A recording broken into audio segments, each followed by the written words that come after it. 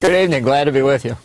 Oh, so he invades Ukraine. He's rotten to gaze in Russia, and the list goes on and on and on. He's been nominated for the Nobel Prize.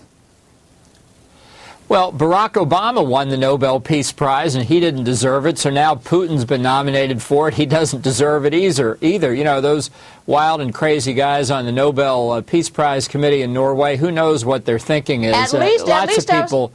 Ambassador, at least I'll say this, that when the president got nominated, it was right after he took office, he didn't have a record of doing the things. I mean, Putin has this record. He has a record of being a KGB guy. He has a record of going into Ukraine. He's got a record of persecuting gays. He's got a record of standing behind Assad. I mean, he's got a real long record. He's been nominated.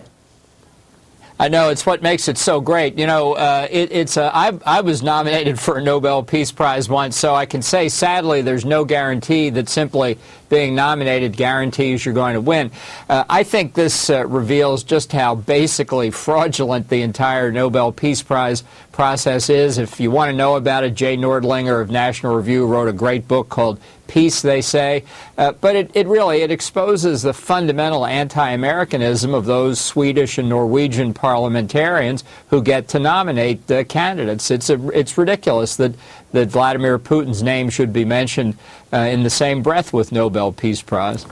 What do you make of this vote today that there'll be a referendum in 10 days? And do you think President Obama had a conversation with Putin about whether or not he was in any way behind this? Well, I think it's more pressure by Putin on Ukraine and the West. It's obviously another point of leverage to get what he wants out of the Ukrainian government.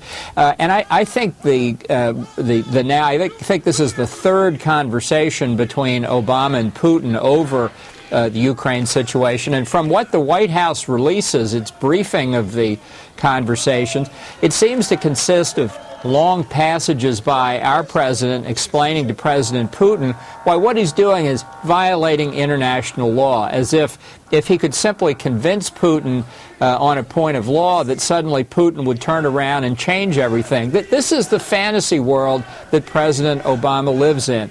I'll put it very bluntly to him. Vladimir Putin doesn't care about international law, and the more you talk to him about it, the more Putin must shake his head and say, what is up with this man? So what do you think happens in 10 days? Let's say the voters vote to stay with Ukraine, and actually I don't think they will because they're mostly Russian. Does Putin pick up and go home?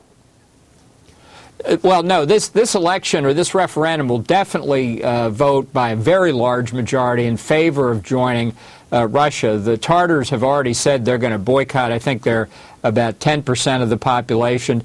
The vote will be 70, 80, 90% for unification with Russia. And that is the leverage that Putin will be exercising. I still believe that Putin's real objective is getting a government in Kiev over the whole Ukraine that he can dominate. I think partition remains a plan B for him. Ambassador, thank you, sir. Thank you. And coming up,